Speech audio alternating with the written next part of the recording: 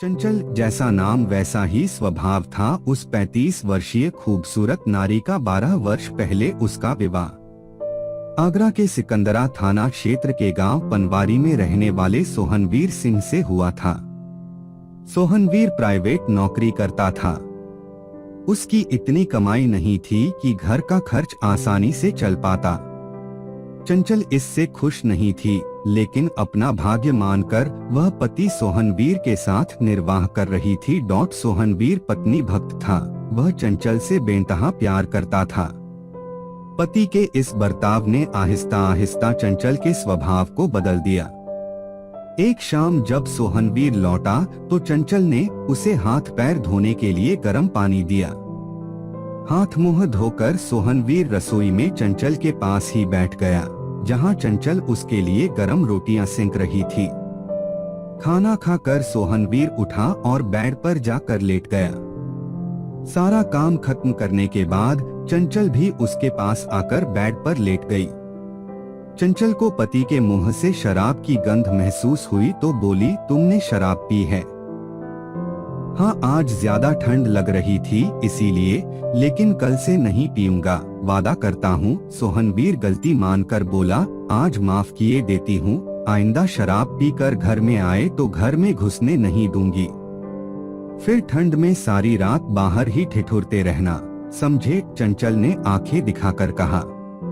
उस रात सोहनवीर ने चंचल से वादा तो किया कि दोबारा शराब को हाथ नहीं लगाएगा, लेकिन वो वादा रात के साथ ही कहीं खो गया।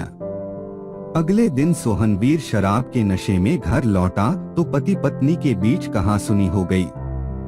इसके बाद चंचल फिर से पति सोहनवीर से चिढ़ने लगी। अब सोहनवीर चंचल को जरा भी नहीं सुहाता था। वह उससे हमेशा कटिकती रहने लगी। सोहनवीर चूंकि चंचल का पति था, इसलिए वह चाहे जैसा भी था उसे उसके साथ रहना ही था। दिन गुजरते गए, समय पंख लगाकर उड़ने लगा। लाख कोशिशों के बाद भी चंचल सोहनवीर की शराब छुड़वा पाने में असफल रही। समय के साथ चंचल एक बेटे और एक बेटी की मां भी बन गई। इस बीच सोहनवीर शराब का आदी हो गया था। शराब के चक्कर में उसने कई लोगों से पैसे भी उधार लिए थे। वह पहले उधार लिए गए पैसे चुका नहीं पाता था, फिर से उधार मांगने लगता था। इसी के चलते लोगों ने उसे उधार देना बंद कर दिया था। लोग तगादा करते तो सोहनवीर उनके सामने आने से बचने लगा। इस पर लोग उसके घर के बाहर आकर तगादा करने लगे। सोहनवीर घर नहीं होता तो लोग चंचल को ही बुरा भला बोलकर चले जाते थे। चंचल चुपचाप सबके ताने सुनती, फिर दरवाजा बंद करके रोती रहती। पति से कुछ कहती तो उसके सितम उसके जिस्म पर उभर कर दिखाई देने लगते। एक दिन दोपहर में सोहनवीर कमरे में खाना खा रहा था। तभी किसी ने जोर जोर से दरवाजे की कुंडी बजाई। सोहनवीर समझ गया कि कोई लेनदार दरवाजे पर आया है। उसने चंचल से कहा, तुम जाकर देखो और मुझे पूछे तो दरवाजे से ही चलता कर देना। हाँ, यही काम तो है मुझे कि हर किसी से झूठ बोलती रहूं, कहकर चंचल झल्ला कर उठी। सोहनवीर उसे लाल आंखों से घूर रहा था। चंचल ने दरवाजा खोला तो सामने एक व्यक्ति खड़ा था। उसे देखकर चंचल ने पूछा, आप कौन हैं? मैं शिशुपाल सिंह हूँ। कहाँ है सोहनवीर? जब से पैसा लिया है दिखाई ही नहीं दे रहा। शिशुपाल रूखे स्वर में बोला, वो तो घर पर नहीं है, आप बाद में आ जाना। मेरा यही काम है क्या, लोगों को पैसा देकर भलाई करूं और जब पैसे लेने का वक्त आए तो देनदार घर से गायब मिले। कहे देता हूँ, इस तरह नहीं चलेगा। अपने आदमी को कहना मेरा पैसा वापस कर दे, वरना अच्छा नहीं होगा। शिशुपाल कड़क कर बोला। आप नाराज क्यों होते हैं? वो आएंगे तो मैं बोल दूंगी। मैंने तो आपको पहली बार देखा है, चंचल बोली। और भी हिदायतें देकर शिशुपाल सिंह वहां से चला गया। चंचल ने दरवाजा बंद किया और फिर से आकर रोटियां सेंकने लगी।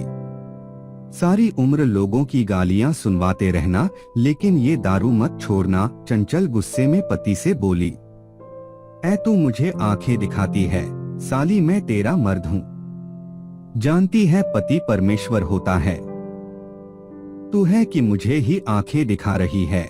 सोहनवीर चिल्लाकर बोला, पति के अंदर परमेश्वर वाले गुण हो तभी तो तुम में पति जैसा है कुछ। चंचल बोली तो सोहनवीर उसके बाल पकड़कर रसोई से बाहर ले आया और लात घूंसों से बुरी तरह पिटाई करने लगा।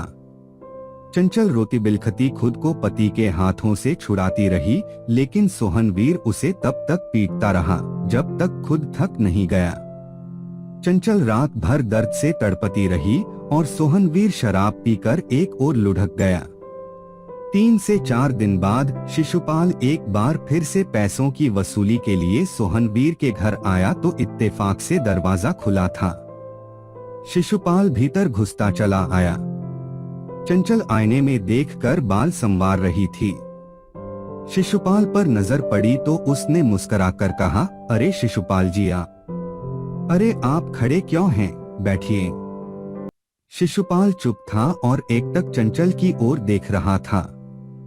चंचल उसके करीब आई और कुर्सी उठाकर उसकी ओर सरकाते हुए बोली, आप बैठिए, मैं आपके लिए चाय बनाकर लाती हूँ। नहीं, मुझे चाय नहीं पीनी, मैं तो सोहनवीर से मिलने आया था।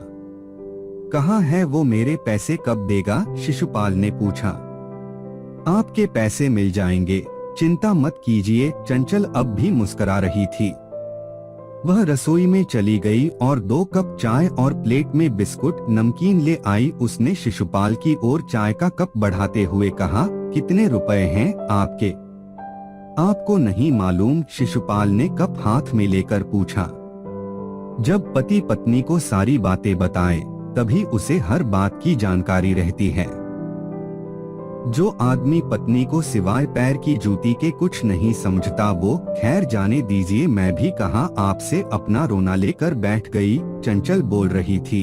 शिशुपाल खामोशी से उसकी बातें सुन रहा था।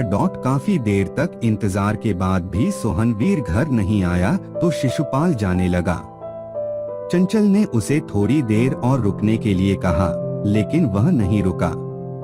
चंचल ने उसका मोबाइल नंबर ले लिया और बोली, वो आएंगे तो मैं आपको फोन करके बता दूंगी। शिशुपाल वहां से चला गया। उसकी समझ में नहीं आ रहा था कि सोहनवीर की पत्नी चंचल उस पर इतनी मेहरबान क्यों हो गई। फिर उसने सिर को झटका और सोचने लगा कि उसे तो अपने पैसे चाहिए, चाहे पत्नी दे या पति। सोचता हुआ वह अपने घर पहुंच गया। शिशुपाल सिंह संपन्न किसान था। करीब 18 साल पहले उसका विवाह सीता से हुआ था। सीता से उसे 2 बेटे और 1 बेटी हुई। करीब 1.5 साल पहले आपसी विवाद के कारण सीता हमेशा के लिए घर छोड़कर चली गई। शिशुपाल अकेला पड़ गया। गांव के लोगों को वह ब्याज पर पैसा देता था। एक दिन सोहनवीर ने उससे किसी जरूरी काम के लिए पैसे उधार मांगे तो शिशुपाल ने दे दिए। पैसे उधार मिलने के बाद सोहनवीर ने शिशुपाल की तरफ जाना ही छोड़ दिया। काफी समय बीतने के बाद सोहनवीर शिशुपाल से नहीं मिला तो शिशुपाल सोहनवीर के घर तक पहुंच गया। सोहनवीर घर पर नहीं मिला तो चंचल ने शिशुपाल की आवभगत की। शिशुपाल उस दिन ये कहकर चला गया कि 4 दिन बाद फिर आएगा। 4 दिन गुजर गए। चंचल को आज शिशुपाल का इंतजार था। पति और बच्चे तो सुबह ही चले गए थे। उनके जाने के बाद चंचल ने घर का सारा काम खत्म किया और खुद सज संवर कर बैठ गई। अपने बताए समय पर शिशुपाल सोहनवीर के घर पहुंच गया। दरवाजे की कुंडी खड़की तो चंचल ने घड़ी की ओर देखा। ठीक 11 बज रहे थे। चेहरे पर मुस्कान बिखेर कर एक बार वह आईने के सामने आकर मुस्कुराई, फिर मन ही मन लजाई। उसने साड़ी के पल्लू से खुद को लपेटा और सामने के बालों को गोल कर गालों पर गिरा लिए। चंचल का निखरा गोरा बदन दूध की तरह दमक रहा था। उसने दरवाजा खोला तो सामने शिशुपाल खड़ा था। उसे देखते ही चंचल ने मुस्कान बिखेरी और निगाहें नीची कर ली। फिर आहिस्ता से बोली, अंदर आइए। जी सोहनवीर नहीं है क्या? शिशुपाल ने हिचकिचाकर पूछा। मैं तो हूँ, आपकी ही राह देख रही थी, चंचल बोल पड़ी। जी आप मेरी राह? शिशुपाल चौंका तो चंचल ने बिना किसी हिचक के उसे हाथ बढ़ाकर अंदर आने का इशारा किया। शिशुपाल अंदर आ गया तो चंचल ने अंदर से कुंडी लगा दी और पलटकर शिशुपाल से बोली, आप अभी तक खड़े हैं? चंचल ने कुर्सी निकालकर देनी चाहिए तो शिशुपाल बोला, आज मैं अपने पैसे लेकर ही जाऊंगा। बुलाओ सोहनवीर को जो मुंह छिपाकर बैठा है। आपके तो दिमाग में दिन रात पैसा ही पैसा सवार रहता है। ये देखो कितना पैसा है मेरे पास। चंचल ने स्वयं ही साड़ी का पल्लू हटाकर उससे कहा। यह देख शिशुपाल ठगासा देखता रह गया। उसकी निगाहें चंचल के तराशे हुए जिस्म पर थीं। वह अपलक देखे जा रहा था। सचमुच सांचे में तराशा हुआ बदन है तुम्हारा, शिशुपाल बोला। चंचल ने झट से पल्लू से खुद को लपेट लिया। शिशुपाल चंचल के दिल की मंशा जान चुका था। उसने चंचल को लपककर अपनी ओर खींचा और बाजुओं में जकड़ लिया। चंचल के सारे बदन में एक अजीब सा रोमांच उठने लगा। उसने दोनों बाहें शिशुपाल के कंधों पर जमा ली। शिशुपाल ने चंचल को बाहों में उठाकर पलंग पर लिटा दिया। वह सुहागन होकर भी शादीशुदा औरत की सारी मर्यादाएं भूलकर वासना के अंधे कुएं में कूद पड़ी थी, जिसमें कूदने के बाद चंचल ने असीम आनंद का अनुभव किया। वह शिशुपाल की दीवानी हो गई। उसने कहा, अब बताओ इस दौलत में सुख है या फिर तुम्हारी तिजोरी वाली दौलत में? सच कहूँ तो मैंने जब पहली बार तुम्हें देखा था तो तिजोरी की दौलत को भूल गया था और तुम्हारी इस दौलत का दीवाना हो गया था। शिशुपाल की बाहों की गर्मी पाकर चंचल को लगने लगा था कि अब उसे दुनिया की सारी खुशियां मिल गईं। चंचल अब शिशुपाल के वश में हो चुकी थी। जब जी करता दोनों एक दूसरे में समा जाते थे। 21 जुलाई 2020 की सुबह शिशुपाल खेत से चारा लाने की बात कहकर घर से निकला, लेकिन दोपहर तक नहीं लौटा। घर वालों ने उसे सभी जगह तलाशा, लेकिन कोई पता नहीं चला। कई दिन बाद भी जब शिशुपाल का पता नहीं लगा तो उसके भाई नवल सिंह ने 30 जुलाई को सिकंदरा थाने में शिशुपाल के गुम होने की सूचना दी, जिस पर इंस्पेक्टर अरविंद कुमार ने गुमशुदगी दर्ज कर जांच एसआई अमित कुमार को सौंप दी। पुलिस ने हर जगह शिशुपाल का पता किया, लेकिन कुछ पता नहीं लगा। इस पर पुलिस ने जानकारी जुटाकर पता किया कि शिशुपाल से कौन कौन मिलने आता है और शिशुपाल कहां जाता था। इसी जांच में सोहनवीर पुलिस के शक के दायरे में आ गया। पता चला कि शिशुपाल हर रोज सबसे ज्यादा समय सोहनवीर के घर बिताता था। शिशुपाल और सोहनवीर के मोबाइल नंबरों की कॉल डिटेल्स की जांच की गई तो जानकारी मिली कि घटना वाले दिन सुबह 10:30 बजे दोनों के बीच बात हुई थी। फोन सोहनवीर ने किया था। उसी के बाद से शिशुपाल लापता हो गया था। 12 अगस्त 2020 को इंस्पेक्टर अरविंद कुमार ने पुलिस टीम के साथ जाकर सोहनवीर सिंह को उसके घर से हिरासत में ले लिया। थाने लाकर जब उससे कड़ाई से पूछताछ की गई तो उसने शिशुपाल की हत्या कर देने की बात स्वीकार कर ली। इंस्पेक्टर अरविंद कुमार ने उसकी निशानदेही पर अंशुल एपीआई के पास निर्माणाधीन इमारत के पास सीवर नाले से शिशुपाल की लाश बरामद कर ली। लाश को पोस्टमार्टम के लिए भेजने के बाद वह थाने लौट आए। पुलिस ने सोहनवीर के खिलाफ भादंबी की धारा 302/201 के तहत मुकदमा दर्ज करने के बाद उससे विस्तृत पूछताछ की। पूछताछ में पता चला कि शिशुपाल और चंचल के नाजायज रिश्ते की इमारत जैसे जैसे बनती गई, वह लोगों की नजरों में आने लगी थी। लोगों की नजरों में बात आई तो सोहनवीर तक पहुंचते देर नहीं लगी। तब सोहनवीर ने अपने घर की इज्जत पर हाथ डालने वाले शिशुपाल को जान से मार देने का फैसला कर लिया। उसने घटना से 1 से 2 दिन पहले मोबाइल पर शिशुपाल से बात की और कहा कि कुछ परेशानी थी, इस वजह से वह उसका पैसा नहीं दे पाया, लेकिन अब जल्द ही दे देगा। शिशुपाल तो वैसे भी अपनी दी गई रकम का ब्याज उसकी पत्नी के बदन से वसूल रहा था, इसलिए उसने कह दिया कि ठीक है, जब पैसा हो जाए दे देना।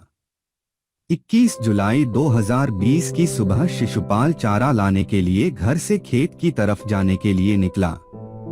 वह खेत पर था तब करीब 10:30 बजे सोहनवीर ने फोन करके उसे मिलने के लिए बुलाया।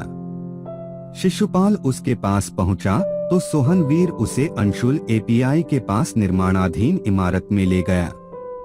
वहीं पर उसने कोल्ड ड्रिंक में कीटनाशक मिलाकर शिशुपाल को पिला दी, जिसे पीने के कुछ ही देर में शिशुपाल की मौत हो गई।